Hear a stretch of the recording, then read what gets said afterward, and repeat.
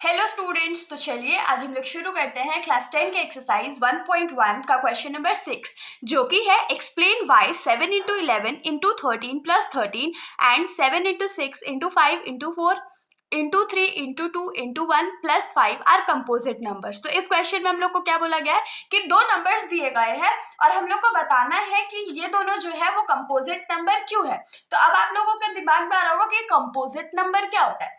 तो composite number हम लोग किसको बोलते हैं? ऐसे इंटीजर्स जिसका फैक्टर्स जो है सिर्फ 1 होगा या तो वो नंबर खुद होगा, एकदम प्राइम नंबर्स के जैसे ही कंपोजिट नंबर्स होते हैं। तो अब इसमें हम लोग क्या करते हैं ना, इस क्वेश्चन को सॉल्व करने के लिए सबसे पहले क्या करते हैं, तो जो हम लोग को नंबर्स गिवन है उसको सॉल्व करते हैं। तो पहला नंबर हमारा क्या गिवन था, तो 7 इंटू 11 इंटू 13 प्लस 13 गिवन था ना।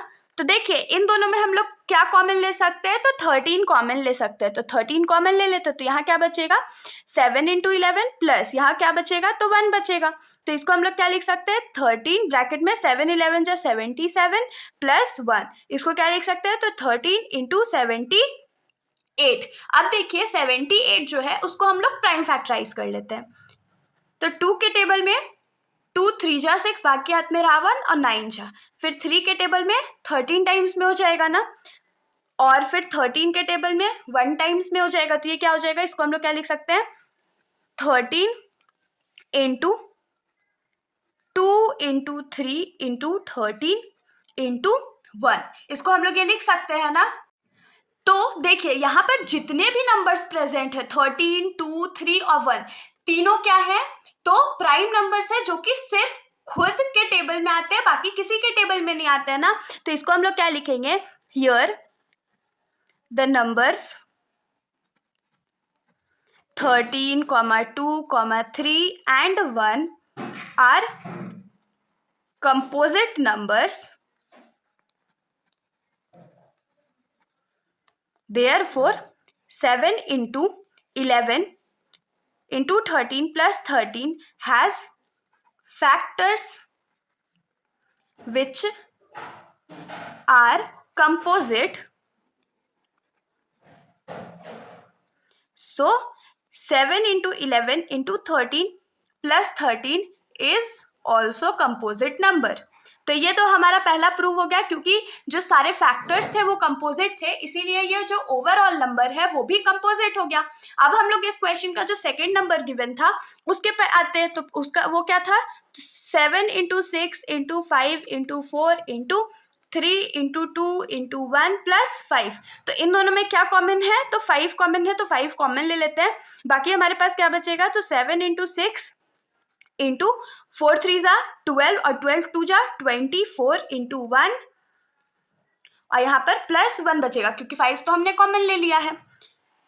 तो ये क्या हो जाएगा, 5, इन सबको हम लोग मल्टीप्लाई कर लेते, तो 7 6 जा कितना होता है, 42 into 24 plus 1।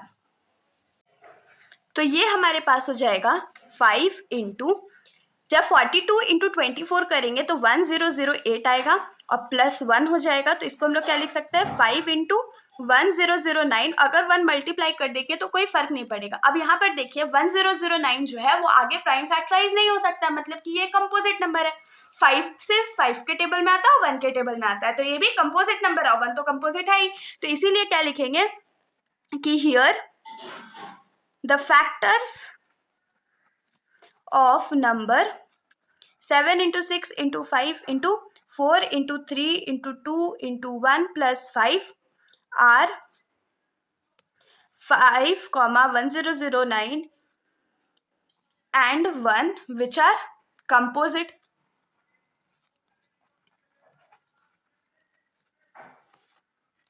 Therefore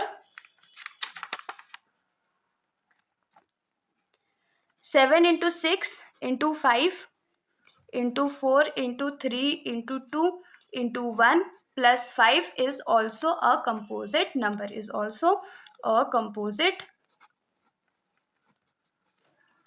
number. Proof. तो इसके साथ हमारा ये जो सॉल्यूशन है यहीं पर ख़त्म हो जाता है। अगर आप लोगों को वीडियो अच्छी लगी हो, सॉल्यूशन समझ आया हो, तो वीडियो को लाइक कर दीजिएगा और मेरे चैनल को बिना सब्सक्राइब किए कहीं मत जाइएगा। Thank you.